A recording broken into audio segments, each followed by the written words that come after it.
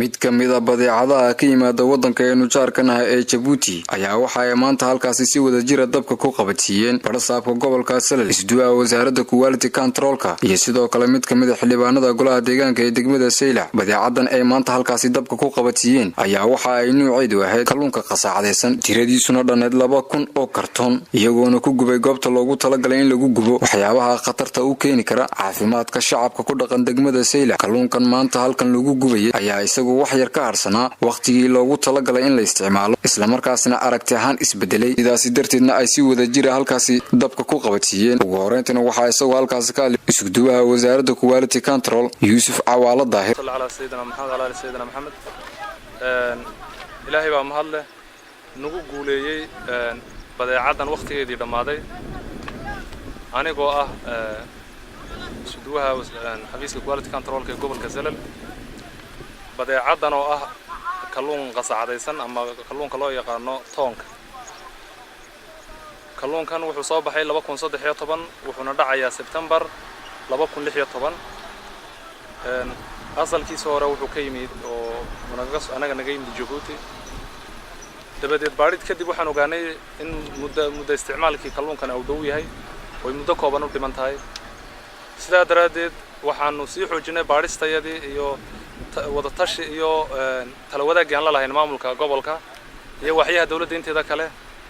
ilaahay mahadi waxaan mar labaad haddana ku guuleysanay inuu go'aankii la isku raaco in la gubo oo talaabo sharciga waafaqsan laga qaado si bulshada looga badbaadiyo dhibaato kasta oo ka iman karta badeecada maadaama oo baaridii lagu ogaaday inuu qabo dhibaatooyin ay ka mid tahay isbedel midabkiisa oo doorsamay dhadhankiisa oo doorsamay.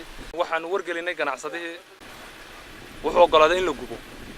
iminka halkan goobjoog maaha laakiin waxa weeye go'aan buu qaatay warqad baa laga saxeexay. wuxuu dhan yahay waa 2000 oo kartoon weey. waxay noqotay mid aanan la sii isticmaali karin waayo midabkiisii baa isbedelay cimilada awgeed dhadhan ahaan isku bedelay. dadka in laga badbaadiyana waxa weeyaan waa sharci weeyaan waana waajibna saaran dadka wixii dib u keenaya in dadka laga badbaadiyo.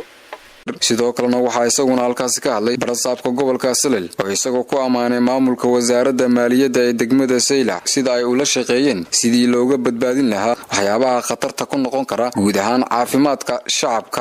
kalluunkaasi waxa uu xadku ka soo talaabayay customka lagu qabtay qolada quality control markii ay eegeen waxay arkeen in uu yahay waxaan la isticmaali karin sababtoo ah dheedkiisii aad buu dhawaaday. waxa kale oo meesha ku jira midabkiisii baa isbedelay dhadhankiisii baa isbedelay. mar haddii quality controlka gobolku uu xaqiijiyay inta gudoomiye gobol ahaan hay'ad kasta oo shaqadeeda qabsanaysa waan ku raacsanahay wax alla wixii bulshada dib u keenayna waa in halka lagu qabto oo aanay wadanka gelin. saasaan ku gubaynaa maanta la gubayaa dilahaydaan maamulka customka oo isaguna gacan ugu siiyay sidii muxuu ahaayay loo baari lahaa loo xaqiijin lahaa in uu bulshada dib u leeyahay iyo kale isagana aad baan ugu mahadnaqaynaa. assalaamu calaykum. Wali Ahmed Diriye Ali Dagadrol TV ga caalamiga Star TV magaalada Seylac.